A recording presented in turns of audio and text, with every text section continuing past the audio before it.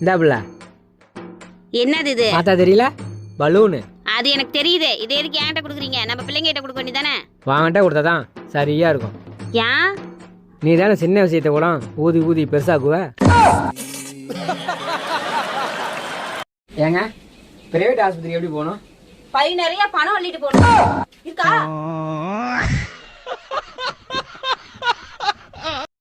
இந்த பொண்ணுங்களுக்கு மட்டும் கல்யாணத்துக்கு அப்புறம் பொட்டு வைக்கணும், குங்குமம் வைக்கணும், தாலி போடணும், மெட்டி போடணும்னு இவ்வளோ இருக்கு.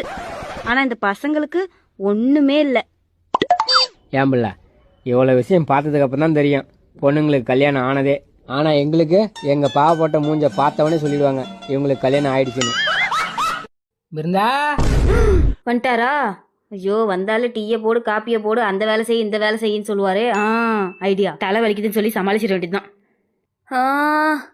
அம்மா, ஏன் பிள்ளை என்னாச்சு? தலை வலிங்க, காலையில இருந்து உயிர் போகுதுங்க வலி. அப்படியா? இன்னைக்கு உன்னை உங்க அம்மா விட்டு கூட்டிட்டு விளான்னு இருந்தேன்.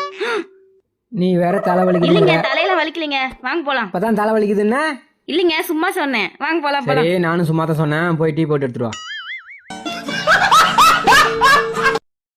ஏங்க, கடன் பிரச்சனை தீரணும்னா எந்த கோயிலுக்குங்க போகணும்? அதுக்கு முதல்ல வேலைக்கு போகணும். இந்த பிள்ளை என்னது இது? பார்த்தா தெரியல, பலூனு. அது எனக்கு தெரியுது. இது எதுக்கு என்கிட்ட கொடுக்குறீங்க? நம்ம பிள்ளைங்க கிட்ட கொடுக்க வேண்டியதானே? வாங்கிட்ட கொடுத்தாதான் சரியா இருக்கும். ஏன்? நீ தானே சின்ன விஷயத்தை கூட ஊதி ஊதி பெருசாக்குவ. ஏன் பிள்ளை, இந்த கவரி நாய்க்கெல்லாம் கல்யாணின்னு பொண்ணுங்க பேர் வச்சிருக்காங்க, தங்க நாய்க்கு கல்யாணின்னு ஆண்கள் பேர் வச்சிருக்காங்க. இதுல இருந்து உனக்கு என்ன புரியுது? தெரியலங்க. ஆண்கள் எப்பயுமே சுத்த தங்கம். ஏன் பிள்ளை, பெயிண்ட் கடையில் இருக்க பெயிண்ட்லாம் அழுவுதான். ஏன்? என்னது பெயிண்ட் அழுவுதா? தெரியலையே. எல்லாம் வாங்கிட்டு போய் அடிக்கிறாங்களா, அதான்.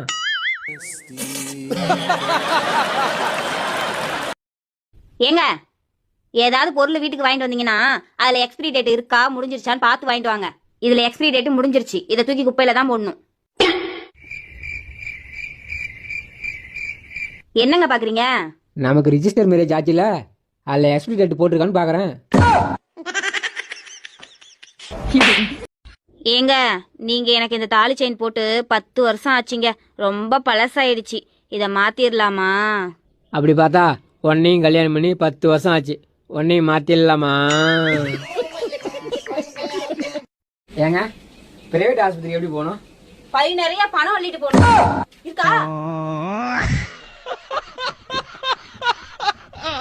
ஏங்க, எனக்கு ஒரு வெள்ளி ரிங்கு வேணுங்க.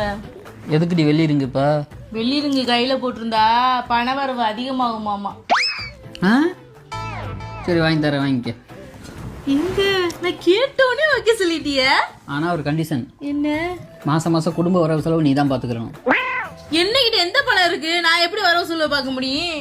அதான் வெள்ளி ரிங்கு போடுறீல, வருமானம் அதிகமாக வரும்ல, அதை வச்சு கூட உன்னால் பார்க்க முடியாதா? என்ன நொன்னங்க, வருமானம் அதிகமாக வரும்னா புருஷனை கைக்குள்ள போட்டுக்கிறேன்னு வெள்ளி ரிங் எடுத்து கையில் போடக்கூடாது.